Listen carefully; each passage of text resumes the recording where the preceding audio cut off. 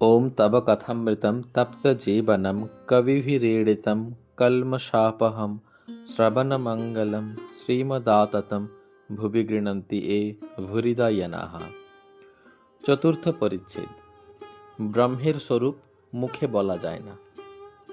একজন ব্রাহ্মভক্ত জিজ্ঞাসা করিলেন, ঈশ্বর সাকার না নিরাকার? শ্রীরামকৃষ্ণ, তার ইতি করা যায় না। তিনি নিরাকার আবার সাকার।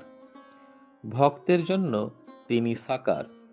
যারা জ্ঞানী অর্থাৎ জগৎকে যাদের স্বপ্নবৎ মনে হয়েছে তাদের পক্ষে তিনি নিরাকার।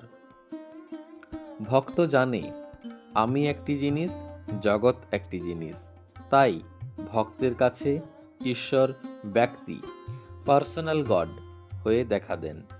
জ্ঞানী যেমন বেদান্তবাদী কেবল নেতি নেতি বিচার করে। বিচার করে জ্ঞানীর বোধে বোধ হয় যে আমি মিথ্যা, জগৎ মিথ্যা, স্বপ্নবৎ। জ্ঞানী ব্রহ্মকে বোধে বোধ করে, তিনি যে কি মুখে বলতে পারে না। কিরকম জানো?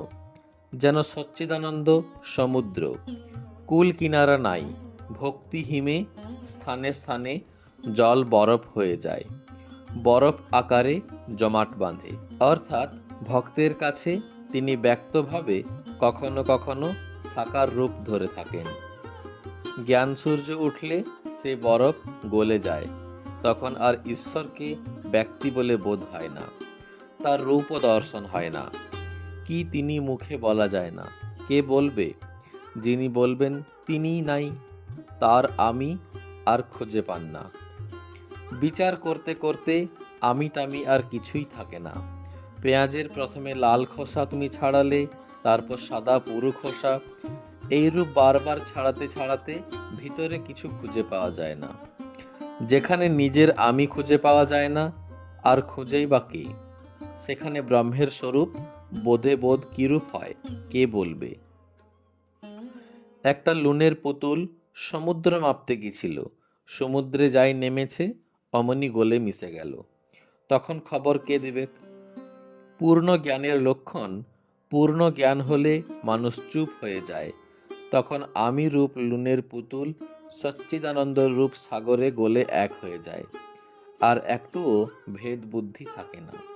বিচার করা যতক্ষণ না শেষ হয়, লোকে ফড়ফড় করে তর্ক করে, শেষ হলে চুপ হয়ে যায়। কলসি পূর্ণ হলে, কলসির জল পুকুরের জল এক হলে আর শব্দ থাকে না। যতক্ষণ না কলসি পূর্ণ হয় ততক্ষণ শব্দ। আগেকার লোকে বলতো কালাপানিতে জাহাজ গেলে ফেরে না। আমি মোলে ঘুচিবে জঞ্জাল। হাস্য। হাজার বিচার করো, আমি যায় না। তোমার আমার পক্ষে ভক্ত আমি, এ অভিমান ভালো।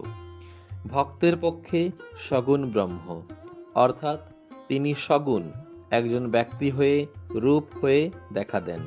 তিনি প্রার্থনা শোনেন। তোমরা যে প্রার্থনা করো তাকেই করো। তোমরা বেদান্তবাদী নও, জ্ঞানী নও, তোমরা ভক্ত।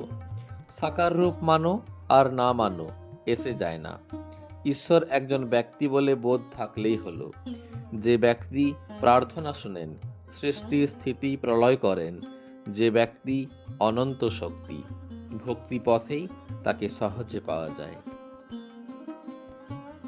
ওম নিরঞ্জনং নিত্যমনন্ত রূপং ভক্তানুকম্পাধৃত বিগ্রহং বৈ ঈশাবতারং পরমেশমিড্যং তং রামকৃষ্ণং শিরসা নমামঃ।